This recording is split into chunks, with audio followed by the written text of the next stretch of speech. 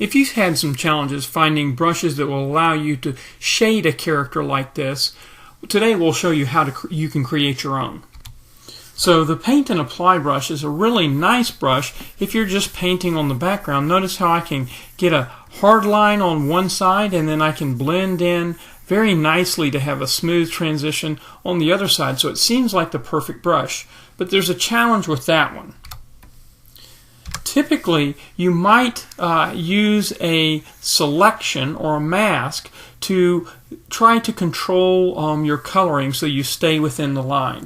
And if I have such a mask like that and I use the Paint and Apply, when I press hard, notice that I'm able to get lay down a nice amount of paint. But then when I try to blend, notice that the color outside of the edge comes in, and so that's the problem with the Paint and Apply. Now, if it works well for you, that may be a great brush, but we'll show you how to create some other brushes to satisfy your shading needs.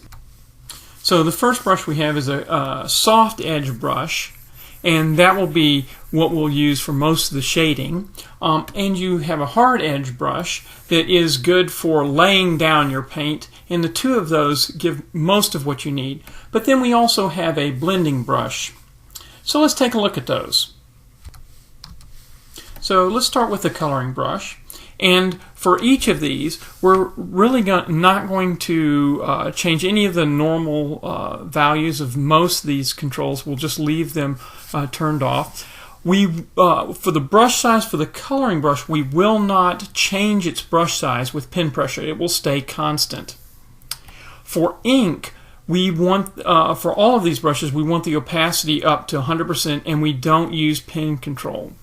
And really the only other thing that we're going to do is we'll have anti-aliasing. We want to turn that on so that it shows up, put the eyeball on so that it shows up in our control palette.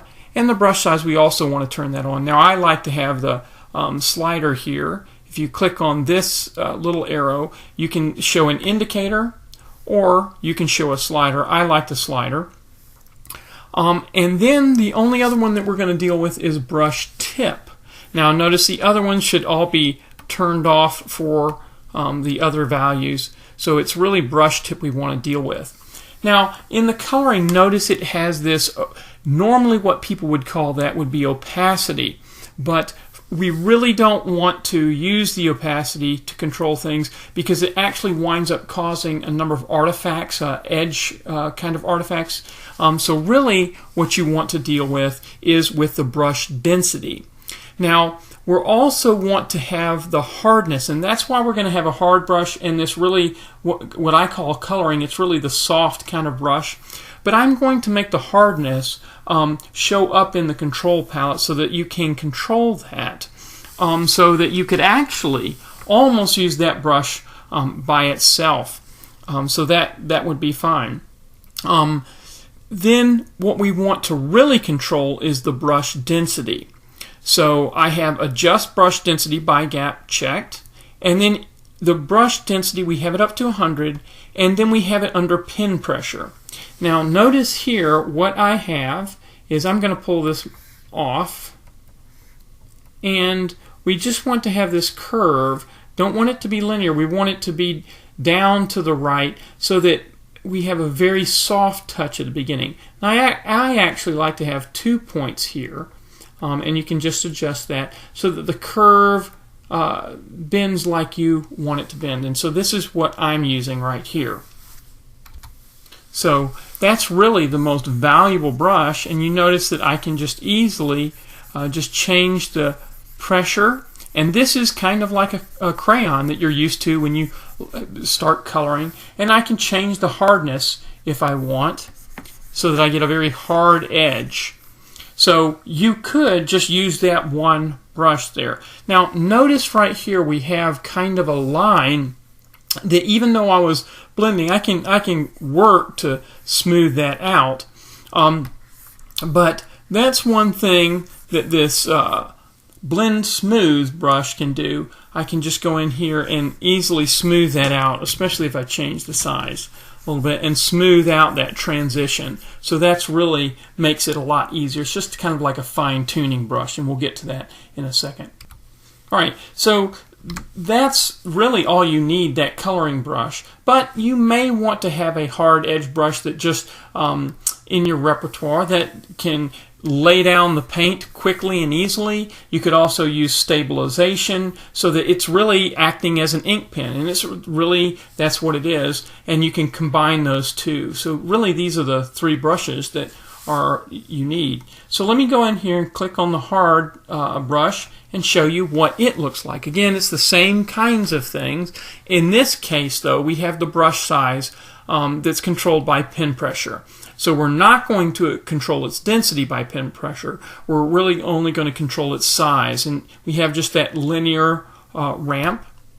For the ink, again, we have opacity up to 100%, just like we did for the other one, and again, no pen pressure. And the brush tip is going to be with brush density all the way up, no pen pressure, and you want to uncheck the adjust brush density by gap. And I have the hardness all the way up to 100. Now in this case I want to show stabilization, so that's underneath correction, and I click on stabilization, and again you can set that to be an indicator or a slider, however you would like. And also I like to have the anti-aliasing showing up because we're going to probably be controlling this and combining it with this other brush. So that's really all that you need to do, and that allows you to get those hard edges. Now let me show you one other thing while I'm thinking about it.